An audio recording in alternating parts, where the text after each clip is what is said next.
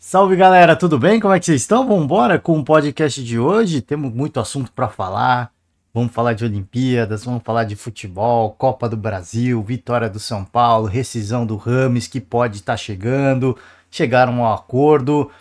Empate do Botafogo, torcida ficou na bronca, vaiou um pouquinho. A prata, na prata não, o bronze da equipe feminina de ginástica. Aí em destaque para vocês. Eu acho que é o grande destaque de hoje, né? O grande destaque de hoje, que eu vou falar um pouquinho sobre, é sobre esse bronze. É sobre esse bronze da equipe de ginástica. Talvez para muita gente, pô, fica naquela de caraca, estamos comemorando o bronze como se fosse ouro, né? Como tem gente que se contenta. Às vezes tem isso aí, tem gente que tem essa pegada, sabia? Parece meio bizarro eu falar isso, mas a gente fica, caramba, a galera tá comemorando bronze como se fosse ouro. E a grande verdade, eu não vou entrar nem num discurso aqui de, poxa, somos a terceira equipe do mundo. O Brasil tem a terceira melhor equipe, terceiro melhor conjunto de ginástica do mundo. O mundo tem tantos países e nós estamos em terceiro. Isso já é motivo suficiente pra gente olhar e falar, caraca, a gente tá no topo. Não somos os melhores, mas a gente está no topo. Mas enfim, a reflexão que eu quero fazer aqui é que isso é um feito inédito. Isso é um feito inédito. A conquista de uma medalha como equipe é uma conquista inédita. Isso teve uma trajetória muito longa e às vezes para muita gente fica naquela de, poxa, caraca, né? Tivemos tantas gerações com tantos potenciais e assim, muita gente não acompanhou a trajetória da ginástica.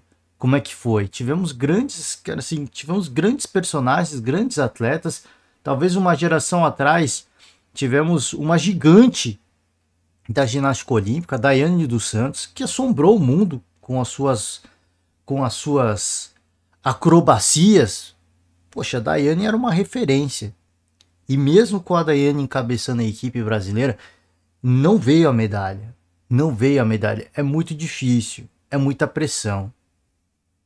A ginástica é uma modalidade que no Brasil hoje, pô, melhorou muito, mas ainda tem muita falta de apoio. Ainda tem muita falta de incentivo. Ainda tem muita falta de patrocínio. Como é que você vai abandonar uma vida para se dedicar a um esporte? Você imagina assim, se um atleta de futebol precisa dedicar o dia todo para cuidar do seu corpo, para melhorar tecnicamente, e mesmo assim a gente vê um monte de bagre jogando, com todo respeito, gente, mas a gente vê um monte de bagre jogando bola. Né? Os caras treinam para isso, vai finalizar, chuta por cima do gol. Os caras treinam para isso, vai finalizar, chuta o tufo no gramado. Então, assim, se nós temos hoje no futebol, que é o maior esporte do nosso país, o que movimenta mais dinheiro, os caras treinam a vida.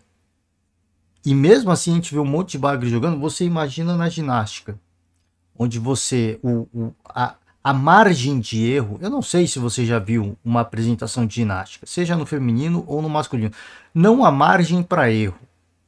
Não há margem para erro. Então você imagina o quanto que esses atletas e essas atletas treinam. O quanto que é treinado, porque assim, é repetição. É repetição. Você precisa fazer o seu músculo se adaptar e aquilo se tornar uma rotina e uma realidade para que na execução você não cometa erros. Para que você não cometa erros. Então você imagina, estamos falando do futebol, esporte que mais movimenta grana no nosso país. E mesmo assim a gente vê, tem estrutura. Ah, tem muito lugar que não tem. Pô, tem muito lugar que não tem, mas se você comparar com a ginástica é covardia, né? Se comparar com handball, por exemplo, é covardia. Mesmo comparar com o vôlei, eu acho que é covardia. O que nós temos hoje de campeonatos, de clubes, de centros de treinamento dedicados ao futebol, eu acho que nem o voleibol se equipara. Então, assim, você imagina a ginástica. Você imagina o que é um atleta de ginástica, uma atleta de ginástica. É muito complicado. O quanto que carece de apoio, estrutura e patrocínio. Você abandonar uma vida, né? Porque a vida tá correndo. A vida tá correndo. Pô, eu preciso pagar minhas contas. eu preciso ajudar a minha família. E eu tenho que largar tudo para me dedicar ao esporte. O quanto que não é sacrificado. O quanto que a família dessa galera não tem que se sacrificar no início de carreira para olhar e falar, não, vai viver o teu sonho. Vai seguir a tua carreira. A gente se vira aqui, não tem problema. A gente trabalha em 2, 3 empregos, mas você vai seguir o teu sonho. Para chegar no, para você treinar, para você se dedicar em locais com estrutura precária e chegar nos grandes palcos e depois ter a pressão, né? Não só a pressão de uma nação inteira, mas a pressão de uma história que não se consolida. De uma história que. E aí as pessoas vão por um caminho maldoso e falam, pô, de novo, né? De novo, não conseguimos. Pô, de novo batemos na trave. Mas é assim. Mas as pessoas não veem a trajetória, as pessoas não veem a estrutura que está atrás. Hoje melhorou muito. Você vai falar que não melhorou? Melhorou. Melhorou. Eu não sei disso vivenciando, vendo pessoalmente. Eu sei vendo relatos de pessoas que trabalham no ambiente. A gente vê entrevistas, a gente vê comentários. Então melhorou? Melhorou. Mas podia ser melhor? Poxa, não se equipara a estrutura que as americanas têm. Não se equipara a estrutura que uma delegação europeia tem. Seja ela italiana, que ficou com a prata, seja ela da Grã-Bretanha, que ficou com a 4ª colocação, elas acreditaram que ficaram com o bronze, elas chegaram a comemorar, né? E aí veio o balde de água fria, o Brasil ficou com o bronze. E tantas outras escolas com tanta tradição. Se você parar para pensar, poxa, Portugal estava lá, é uma referência? Não é, mas com certeza tem mais estrutura que a ginástica brasileira. A Espanha estava lá? Não estava. Falei das 4 primeiras, não estava. Mas a Espanha com certeza tem mais estrutura que o Brasil. E por aí vai. A França, a Alemanha, a Romênia, né? Romênia é uma nação tradicional. A ginástica é um esporte tradicional para a Romênia. Então, assim, você imagina todas essas nações europeias, o quanto elas não têm muito mais estrutura que o Brasil, e o Brasil sempre lá no topo, né? Sempre lá buscando. Sempre lá, pô, bateu na trave, mas é o que eu falei, se a gente for comparar a estrutura e o apoio que outras nações têm, o do Brasil é quase nada. E mesmo assim, toda Olimpíada, seja no masculino, seja no feminino, a gente tá ali, a gente tá no bolo, a gente tá brigando com os gigantes. E a conquista, você volta a repetir, tem gente que fica, pô, tá comemorando bronze como se fosse ouro. É para comemorar como se fosse ouro, sim. É para comemorar porque cada um sabe do seu corre, cada um sabe da sua correria, cada um sabe do seu dia a dia, cada um sabe o quanto se dedica. Se você não quer olhar para a realidade e para o passado e para a história desses atletas, tudo bem, você não precisa olhar, você não é obrigado a olhar. Mas se você olhar, você vai entender que o caminho, cara, o caminho tinha tudo para dar errado. O caminho tinha tudo para dar errado. Mas deu certo porque ali não é só o talento puro. Não é só o talento puro. É o trabalho, é o esforço, é a dedicação, é o sacrifício.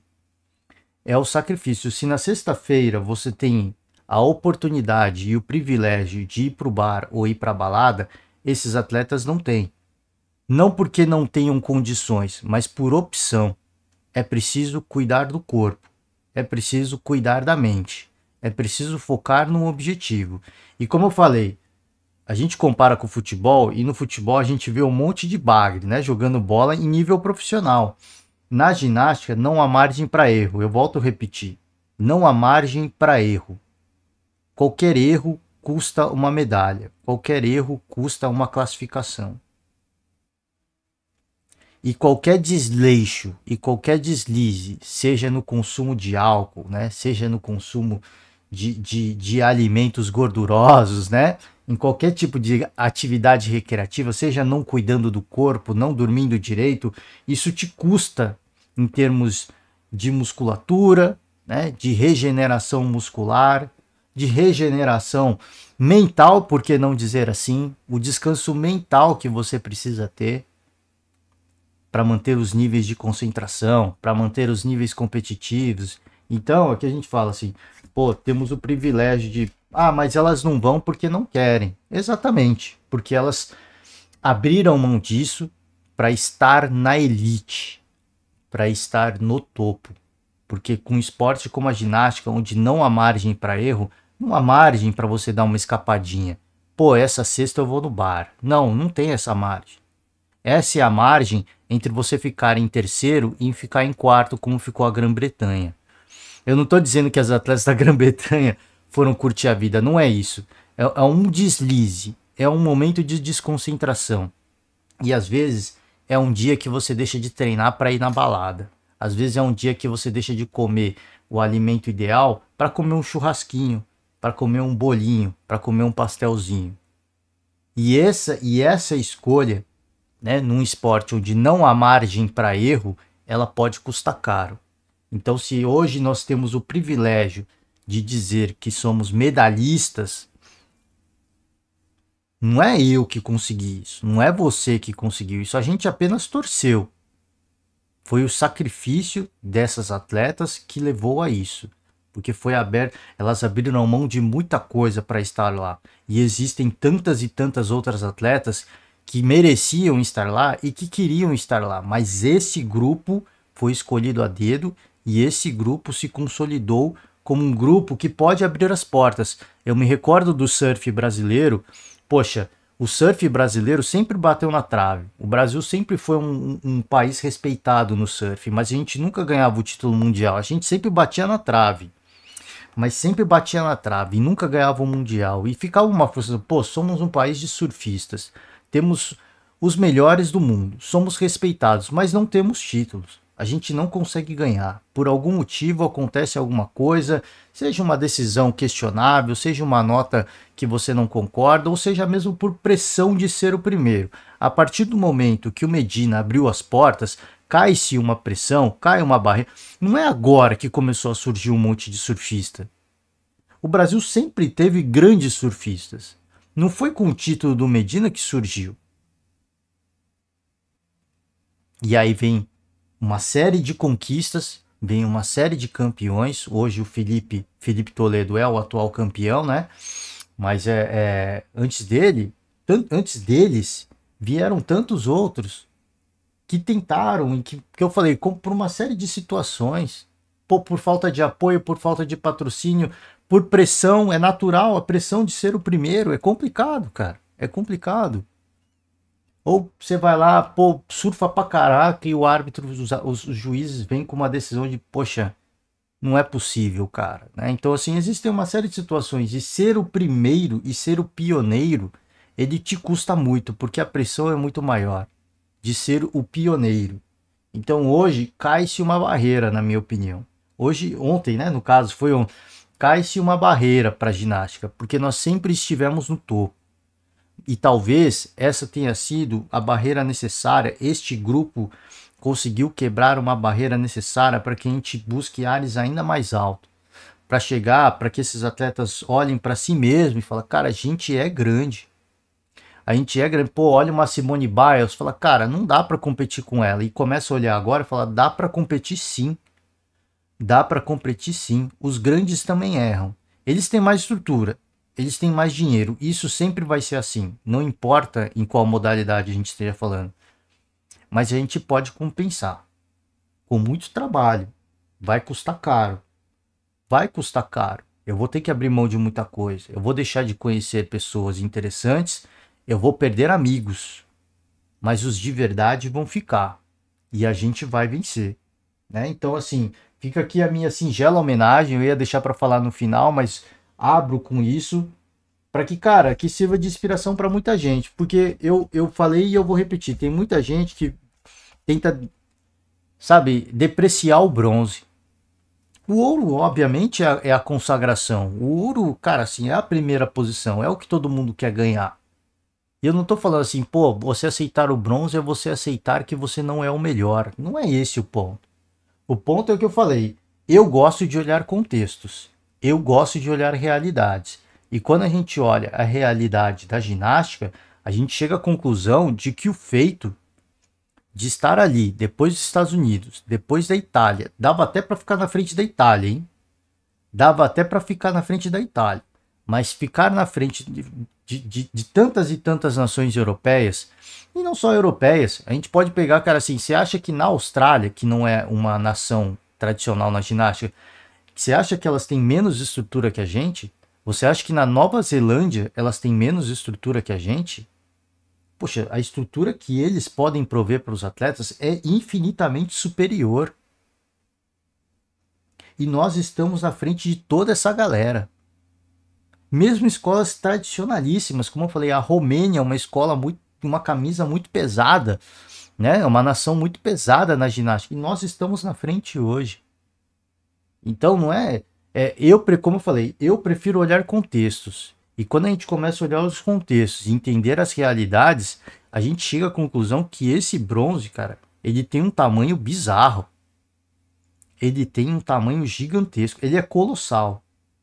Ele é colossal, tá? E elas vão levar um pedacinho da Torre Eiffel, porque tem um pedacinho da Torre Eiffel em cada medalha, e elas vão levar um pedacinho da Torre Eiffel para se lembrar desse momento por toda a eternidade. Este momento será eterno, cai-se uma barreira, e eu tenho certeza que com o fim dessa barreira, a gente vai ver muita coisa boa para a ginástica brasileira, né? Para a história da ginástica brasileira. A gente torce para que o incentivo melhore, né? Para que as atletas tenham mais patrocínio, tenham mais oportunidades, tenham mais competições, né? Não dependam de ficar indo para fora sempre. Lá fora estão as melhores competições. Obviamente que estão, né? Mas você ir para fora, você depende de quê? De comprar passagem, de comprar hospedagem. E tem muitos atletas que têm que pagar do bolso. Tem muitos atletas que têm que pagar do bolso.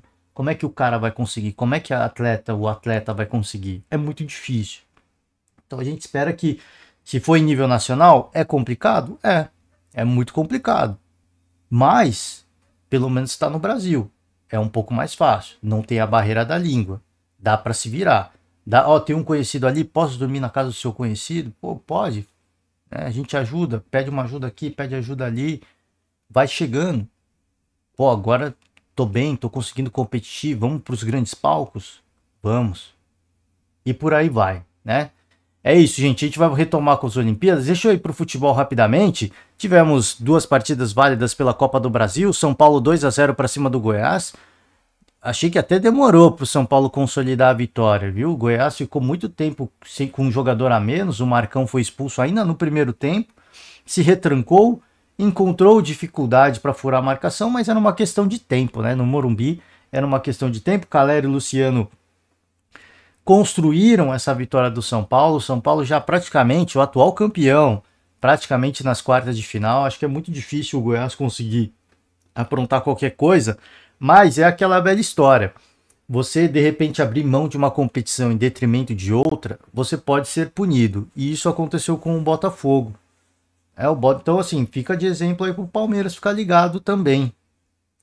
Porque as duas equipes, por uma questão de calendário, e isso é natural, né, fizeram uma gestão de calendário, acabaram sendo goleados na última rodada do Campeonato Brasileiro. O Palmeiras foi 2-0, você pode até questionar se é goleada. Eu digo que é goleada porque o Vitória jogou muito mais que o Palmeiras, a gente falou sobre isso aqui. Amassou o Palmeiras na casa do Palmeiras, por isso que eu digo que foi goleada. E aí, por uma gestão de calendário, você faz escolhas difíceis. E é natural, isso é necessário ser feito. Né? O que não pode ser feito é a humilhação, é o desrespeito com o torcedor. E jogando mais uma vez no Newton Santos, não conseguiu vencer o Cruzeiro, tomou 3 gols do Cruzeiro e agora não venceu o Bahia. Então, às vezes a gestão do calendário, às vezes não, a gestão do calendário ela se faz necessária? Sim, ela se faz necessária. Mas, às vezes você pode ser punido. Às vezes isso pode te custar caro. E para o Botafogo, neste momento, custou caro. Porque a decisão será na Fonte Nova. Então você está no estádio Newton Santos, você está com a sua galera, com o seu torcedor, no gramado sintético, onde você tem uma clara vantagem e não consolida uma vitória. Nem que seja uma magra, mas não consolidou. E aí fica esses questionamentos. Fica a decepção do torcedor, que vai, né? Que vai, vamos pegar aqui, ó. Que vai, né? O torcedor fica na bronca. E aí o Arthur Jorge ele aceita as vaias porque é em função dos resultados. Mas os resultados são também em função de escolhas ruins. Resultado, nada define para a classificação, óbvio, tá aberto ainda. Jogo difícil frente a essa equipe. Uma eliminatória que sabíamos que seria equilibrada e está tudo em aberto para a próxima semana. Nós sabemos que é em função dos resultados. Compete a nós dar alegrias para poder sermos mais aplaudidos e apoiados pela torcida. Eu acho que a torcida ela fica na bronca exatamente por isso, que a partir do momento que você perde para o Cruzeiro, tudo bem, pô, o Flamengo passou, agora eu quero ver a Copa do Brasil. E aí você não vence, aí fica complicado. Aí fica complicado você aplaudir a equipe. A vaia ela é um processo natural de um torcedor que ainda está muito magoado em virtude do que aconteceu ano passado. Vamos lá, São Paulo, né, que a gente ia comentar, ficamos de falar de Rames Rodrigues. São Paulo e o Rames aparentemente chegaram a um acordo que depende apenas de assinatura. Vamos ver, cara. A principal discussão era sobre a forma de pagamento das luvas combinadas na contratação, algo em torno de 10 milhões de reais. O jogador abrirá mão de uma parte desse valor. No São Paulo, a conta é de que o clube deixará de pagar cerca de 20 milhões a Rames Rodrigues, que tinha contrato até o meio de 25. Cara, quem faz um contrato desse, né, velho? Eu falei sobre isso na contratação do Rames. Falei, pô, legal, é um grande atleta, mas se não virar, pô, até o metade de 2025, poxa, de um atleta que não tava jogando. Aí você olha ele jogando na seleção colombiana, pô, vale o valor, mas ele não tá jogando no São Paulo, né? Considerando esse desconto nas luvas e os salários dele. O clube pressionava o atleta a flexibilizar as condições da rescisão, já que não foi procurado por nenhum clube interessado. Então, depois da Copa América, o São Paulo ficou naquela expectativa, né? Pô, valorizou o passe do atleta, alguém vai negociar? Não, ninguém é bobo. Ninguém é bobo. Todo mundo sabe que o Rames não tá jogando no São Paulo. Então ninguém é bobo, ninguém é, pô, é só, né, pô, assim, sem brincadeira, tem que ser muito inocente para achar que alguém ia pagar uma bala pelo Rames, né, para tirar o Rames do São Paulo. Ou você é bobo, ou você tem um grande empresário que, cara, vai conseguir fazer uma negociação do século. Ou se conseguir fazer a negociação do século. Era muito claro, o Rames não jogava no São Paulo. Era muito claro que o Rames ia tentar o São Paulo ia tentar uma rescisão, se caso ninguém tivesse interesse. Você vai ver se o Rames não vai aparecer numa equipe quando rescindir com o São Paulo. Vai ser rapidinho. Vai ser rapidinho. Então, assim, como eu falei, tem que ser muito inocente para achar que alguém ia pagar alguma coisa. Eu achei até que o São Paulo já tinha que estar com alguma coisa encaminhada na volta da Copa, no final da Copa América. Falou, ó, Rames, tá aqui, ó. Tá? Vamos tentar chegar num acordo. Pô, você baixa um pouquinho ali, a gente tenta se ajudar lá e tá tudo certo. Né? Você segue sua vida, você vai ser feliz, você vai jogar bola, mas aqui no São Paulo não tá dando. Enfim, gente, vamos lá. Olimpíadas. Vamos passar aqui pela agenda do Brasil nas Olimpíadas. Aqui tem muita coisa boa. Algumas coisas já aconteceram neste horário que gravo. Por exemplo, a seleção brasileira de vôlei já perdeu para a Polônia, perdeu no quinto set, infelizmente. A partida foi muito disputada, foi ponto a ponto, 7-7. O Brasil acabou perdendo e está muito difícil. A classificação fica muito complicada. Muito complicada, mas a gente vai seguir torcendo. Porque o Brasil está competindo. Para quem não viu os jogos, de repente olha e fala, caramba, foi-se o tempo, né, da seleção brasileira. O Brasil joga bola, tá? O Brasil joga vôlei. O Brasil joga... Tá pecando em detalhes. Tá pecando em detalhes. Às vezes o saque, uma escolha ruim, um saque no momento decisivo, a barreira que chega um pouquinho atrasado, o bloqueio, né, a barreira. O bloqueio que chega um pouquinho atrasado, o levantamento que, poxa, por um detalhezinho acaba batendo no bloco adversário, né, o ataque, enfim, É assim, é no detalhe que a gente está perdendo. Foi assim que a gente perdeu da Itália, foi assim que a gente perdeu da Colômbia, da Polônia, infelizmente, né? Mas a gente segue na luta. A gente segue na luta. É uma baita de uma seleção, tem grandes jogadores e a gente vai seguir torcendo. A verdade é que o cenário está competitivo. O cenário está muito competitivo. E o Brasil é tão bom e é tão forte como tantos outros. A diferença está nos detalhes. E infelizmente nessas duas partidas, nos detalhes, a gente acabou pecando e acabou perdendo. Tá? Aqui busca pelo pódio da Ana Sátila. A gente vai acompanhar na canoagem. Aqui o vôlei que a gente já falou.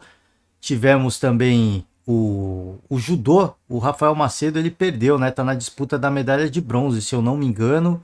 A seleção brasileira de futebol vai entrar em campo. Tem uma tarefa depois da pancada que tomou do Japão, uma virada no final do jogo, vai encarar a melhor seleção do planeta com uma tarefa dificílima de ter que necessariamente vencer. O Brasil tem que vencer. É difícil, é difícil. Mas já que a gente está falando de futebol, bom, seguir aqui com a agenda do Brasil, que tem muitos brasileiros entrando nas suas respectivas modalidades. Tivemos o triatlo, por exemplo, infelizmente não deu para o Brasil, mas é sempre uma prova legal. A galera nadou no Rio Sena, tivemos problemas que o pessoal não conseguiu treinar. A água do rio estava impraticável nos 2 dias anteriores. A galera nem conseguiu entrar para dar aquela aquecida, para dar aquela treinada. A prova masculina foi adiada, mas aconteceu. Hoje aconteceu a feminina e a masculina. Tivemos já os seus respectivos medalhistas, o Brasil, o do vôlei, vamos ter remo, judô, vamos ter vela, Martine Gael e Kaena Kunze, ciclismo BMX, o Gustavo Bala está na pista agora, não exatamente agora, né? Mas está ali, tá rolando neste momento em que gravo o podcast. Canoagem slalom aqui com a Ana Sátila. Vamos ter tênis de mesa com o Hugo Calderano, gigante Hugo Calderano. Boxe, futebol feminino, tênis, a dupla Bia Haddad e Luiz Stefani. Ginástica artística, Diogo Soares. Tiro esportivo, vôlei de praia, Evandro e Arthur. E vamos ter natação. Já que a gente falou de futebol, cara, loucura, hein? O Canadá, hein? Punido por espionagem. Punido por espionagem. Que momento, hein? Que momento. Atuais campeãs olímpicas perderam pontos por espionagem. Punidas por espionagem. Que loucura, né? Apelaram, entraram com recurso, mas perderam. Perderam. Perda de 6 pontos. Perderam 6 pontos. Mas podem se classificar ainda, curiosamente. Olha o que aconteceu. Que loucura, né? No início da semana passada, o Comitê Olímpico da Nova Zelândia, o Canadá venceu a Nova Zelândia, havia denunciado à polícia francesa que um drone foi visto sobrevoando o local dos treinos. Em seguida, um membro da comissão técnica do Canadá foi identificado como o operador do aparelho. O comitê neozelandês fez uma queixa formal ao COI e solicitou providências. E aí foi gente demitida, né? Aconteceu um monte de coisa aqui. O Comitê Olímpico Canadense pediu desculpas, mas o fato é que o Canadá venceu a Nova Zelândia. E aí, como é que se justifica?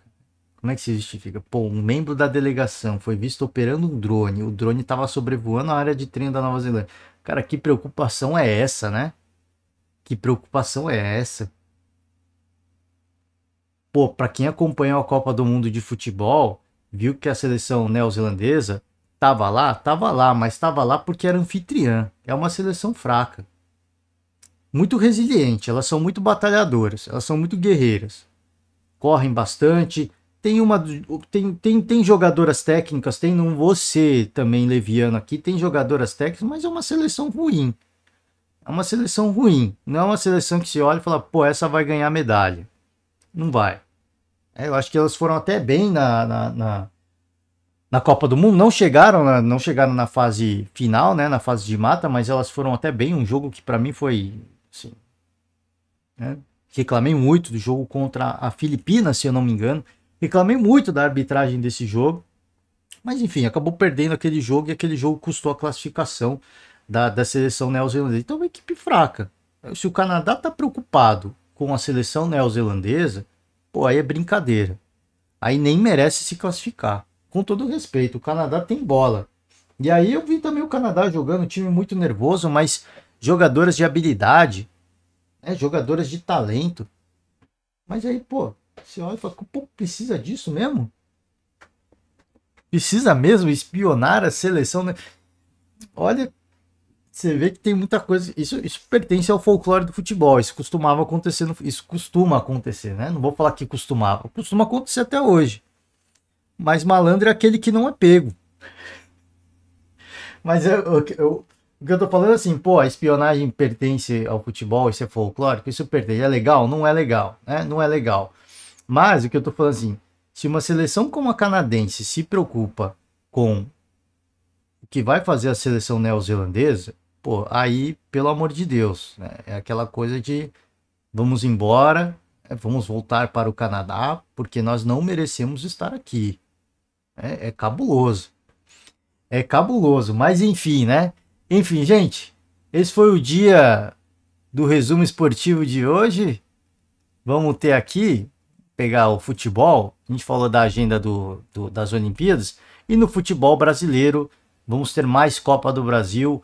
O aguardadíssimo duelo entre Flamengo e Palmeiras. O aguardadíssimo, o mais do que aguardado duelo entre Flamengo e Palmeiras. As duas equipes que hoje, se a gente fala de futebol brasileiro, estão no topo, estão no auge. Não só em questão de títulos, mas em questão também de administração, rivalizam em tudo, né? Rivalizam em tudo. Então, a gente vai acompanhar aqui o duelo dos meio que dos desesperados, mais uma vez se encarando Corinthians e Grêmio.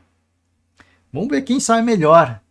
Vamos ver quem sai melhor. Com isso eu encerro o podcast de hoje. Amanhã nós estamos de volta para comentar a jornada de Copa do Brasil, a jornada de Olimpíadas. Estamos aí, né? Estamos aí. O Bala Louca está neste momento na pista. A gente vai torcer por uma medalha e que venha a medalha, tá certo? Muito obrigado, um forte abraço, ótima quarta-feira a todos e até amanhã. Tchau!